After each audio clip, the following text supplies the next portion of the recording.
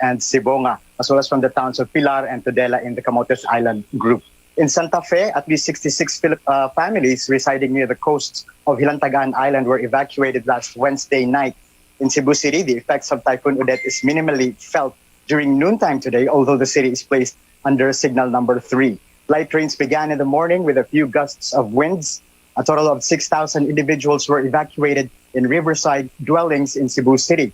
Work in both government and private offices in Cebu province have also been suspended in anticipation of Typhoon Odette's landfall. Cebu Governor Gwen Garcia also ordered suspension of work today until Friday, except for essential offices. There are no major incidents so far reported at the PDRRMO at the capital as of this afternoon. Meanwhile, the Mactan Cebu International Airport reported a total of 29 flights canceled as of today. Public transportation is still operational. Power supply is still stable, at least here in Cebu City as of now, although there are already reports of outages in the southern parts of Cebu late this afternoon. Pia, strong winds and howling winds are already felt here, but only light rains are experienced in Cebu City. Back to you, Pia. Dale Israel there reporting from Cebu City. At 5 this afternoon, Odette maintained its strength over Liloan, southern Leyte. It has destructive winds of 195 kilometers per hour near the center and gusts of up to 270 kilometers per hour. Signal number 4 up in southern Leyte, the southwestern portion of Leyte, Bohol, the central and southern portions of Cebu, the central and southern portions of Negros Oriental, and the central and southern portions of Negros Occidental. In Mindanao, the same warning signal raised in Dinagat Islands, Surigao del Norte, including Siargao and Bukas Grande Islands. Signal number 3 covers Cagayan-Silio Islands, the rest of southern portion of Leyte, the northern portion of Cebu, the rest of Negros Oriental, Siquijor, the northern portion of Negros Occidental, Guimaras, the southern portion of Iloilo, and the southern portion of Antique. In Mindanao, signal number 3 also up in the northern portion of Agusan del Norte and the northern portion of Surigao del Sur. Signal number 2 is up over Albay, Sorsogon, the Mindoro provinces, and mainland Palawan. Same goes for northern and eastern Samar, Biliran, and parts of Leyte, Cebu, Misamis Oriental and Occidental, and Camiguin. Damaging winds and heavy rains expected in these areas in the next 24 hours. Catanduanes, the Camarines provinces, Marinduque, Batangas, as well as parts of Davao, Lanao, Zamboanga, and Bukidnon under signal number 1.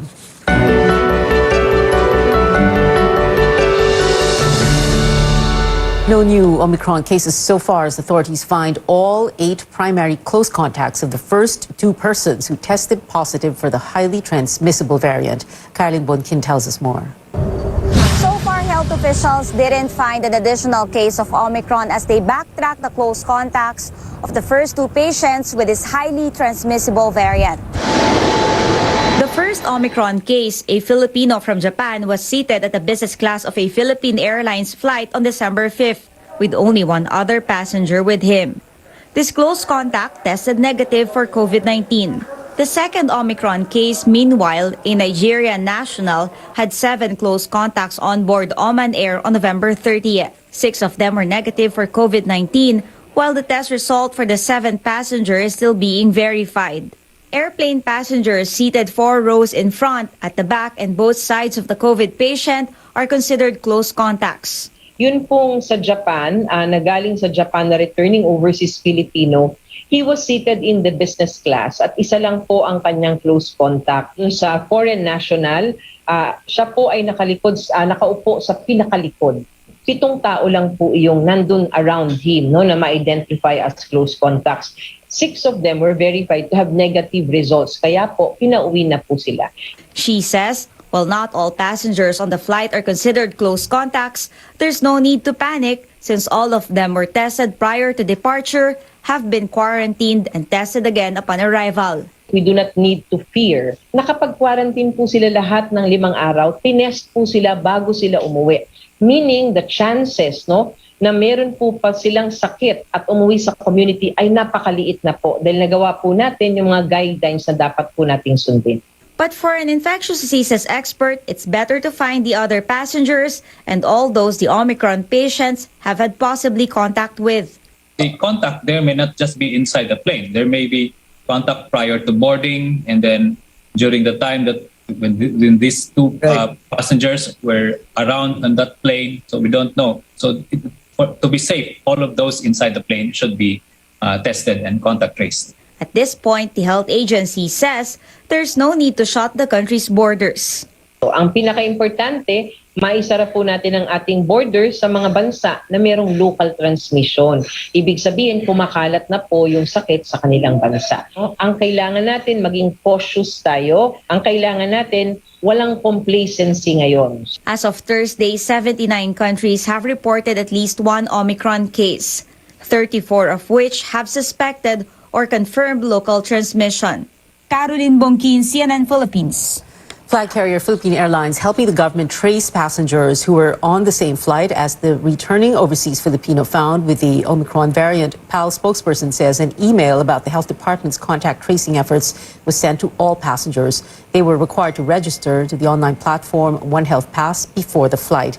The carrier adds the pilots and crew are all in good condition. While authorities work to prevent the spread of the Omicron variant, the country logs fewer than 300 cases for the third straight day. 289 fresh cases were recorded this afternoon. The nationwide tally stands at around 2.8 million. Recoveries rose to over 2.7 million, with 380 more patients getting well. Only 47 new fatalities were reported, but the health department says 4 laboratories were not operational, while 3 failed to submit data. Total deaths are now almost 50,500. Coming up on Newsnight, vaccine experts are set to recommend a shorter gap between the second dose and the booster shot. And petitioners, as well as Bongbong Marcos's team, have one last chance to make their case before the poll body decides in a motion to cancel his 2022 presidential bid. More after the break.